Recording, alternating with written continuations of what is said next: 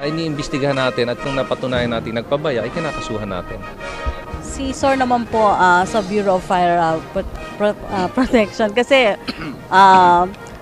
March ngayon, Fire Prevention Month. So ano po yung ating mga ginagawang hakbang, paraan para po mabawasan naman yung sinasabing insidente ng sunog? Taon-taon, talagang ang ginagawa ng BEP, may mga arrays of activities yan for the whole month of Last March 1, we have our kick-off ceremony that is also synchronized with other kick-off ceremonies from different regions, including our cities and municipalities nationwide. So, meron kami mga poster making contest para yung may mga awareness program para mapukaw natin yung consciousness ng mamamayan para sa fire safety. Na ito naman dahil papasok yung March, the onset of summer season, na talagang very dry, saka talagang maraming susunod. Lalo na yung mga unsafe practices. Kasi yung kadalasan ng mga sunog nangyari dahil sa carelessness ng ating sa paghawak ng mga bagay na madaling masunog. Opo. Pero sir, dahil po sa pagtatapos ng ilang dito sa ating ngayong araw sa PNPA, ano po ang may offer ng Bureau of ng Fire Protection doon sa mga gagraduate ngayong araw? Talagang ma-offer yan. That is a lifetime career. Talagang noble lifetime career because we serve the public, the population, the community to ensure their safety, not only sa fire. Dahil ang trabaho ngayon ng ating mga bombero nag-diversified na into so many aspects.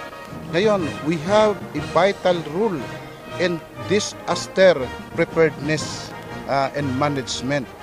Nagre-responde kami, hindi lang sa sunog, nagre-responde din kami sa mga bagyo, sa mga earthquake, sa mga flash floods, and other emergency situation down the line nationwide. We are a important component of our National Risk Reduction Management Council. So, kumusta na rin naman po yung pag-upgrade ng mga gamit ninyo? Kasi may order din po si Pangulo na gusto niya talagang maganda ang gamit ng Bureau of Fire Protection.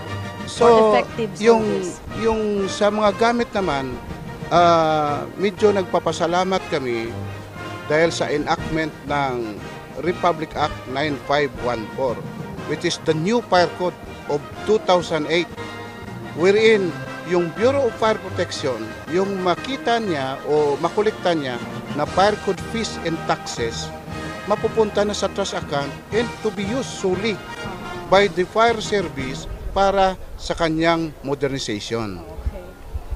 So, napakaraming plano na ng Bureau of Fire Protection kasi marami rin talaga mga tao umaasa na talagang matutulungan sila o maiiwasan yung mga ganyang klase. So, yung last ko na lang pong tanong sa inyo, yung pwede pong ibigay ninyong mensahe dun sa mga papasok sa BJMP, sa mga papasok sa Bureau of Fire Protection. Of course, sa lahat ng mag-join sa BJMP, welcome sila. Sana ay maging maganda ang karir nila dito sa bureau namin. At of course, ang Corps of Officers naman ng BJMP ay nakahanda para sila ay i-welcome at bigyan din sila ng kanilang magandang career path. Sir. Likewise sa amin, ganun din. Welcome na welcome. That is an additional force multiplier for us. Dahil ito, mga well-trained, well-disciplined, saka ang aking mensahe sa kanila, talagang tapat at masipag na paglilingkod sa taong bayan para sa kaibubuti ng buong sambayanan. Okay, maraming salamat po kay Jail Director Rosendo Dial ng BJMP at ang OIC ng Fire Chief Superintendent Samuel Perez. Salamat po. Maraming salamat. Meron tayong 220 na nagtapos ngayong araw na ito. Yeah, that's right. Yeah. Ang bumubuo po ng service preference ng ating mga newly graduates na PNPA Sinagtala Class of 2012 185 ang mapupunta sa Philippine National Police, 14 sa Bureau of Jail Management and Penology, at saka 21 na newly promoted o newly oath taken na mga inspectors sa Bureau of Fire and Protection. Opo. Ulitin ko lang po yung, sir, yung tema ng Sinagtala 2012 graduation rights. Yung po, sa paghubog ng tamang kaalaman, sapat na kasanayan, wastong gamit ng karunungan, at angkop na kaugalian upang maging tanglaw at sinag sa pagtahak ng matuwid na daan. Yan ang tema ng 33rd Philippine National Police Academy Commencement Exercises, Sinagtala, Class of 2012. Ngayon po, so merong maraming siguradong may mga mag-a-apply na or gustong pumasok sa PNP. Ano po ang dapat nilang gawin? Ang basic requirement po natin sa ating kung paano po maging isang kadete ng Philippine National Police, importante, siyempre, isang Filipino citizen, good moral character, not less than 17 years of age, and not more than 22 years of age upon oath-taking sa May 1. Normally, May 1 ang oath-taking namin dito. Physically fit at saka mentally fit. Never had been a cadet of other military or other institutions, police institutions, kagaya ng Philippine National Police Academy, PMMA, PNPA. Hindi siya naging kadete doon.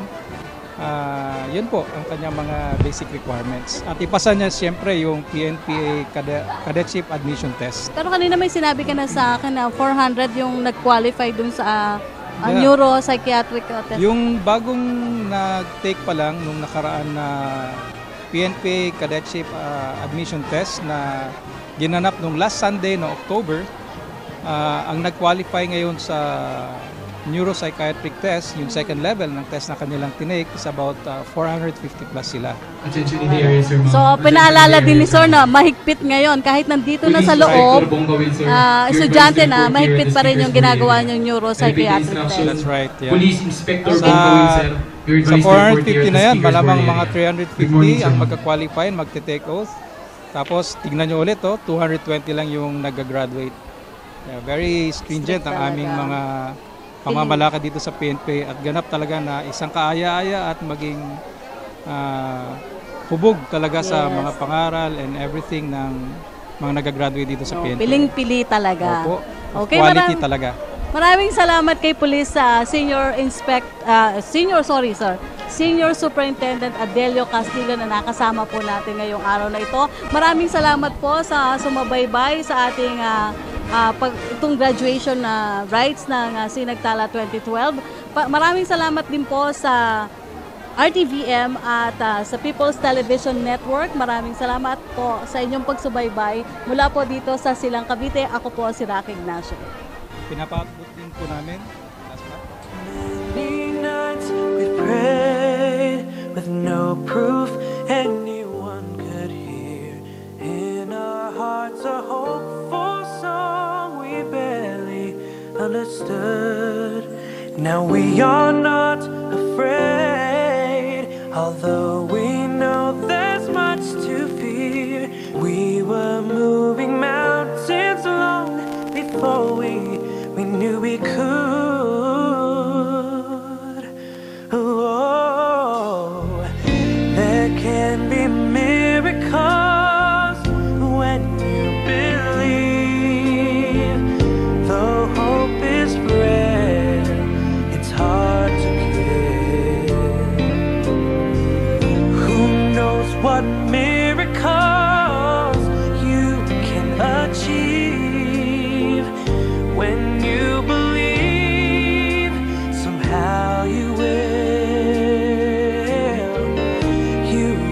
when you believe. Ooh, in this time of fear, when prayer so often proves in vain, hope seems like the summer birds just swiftly flown away.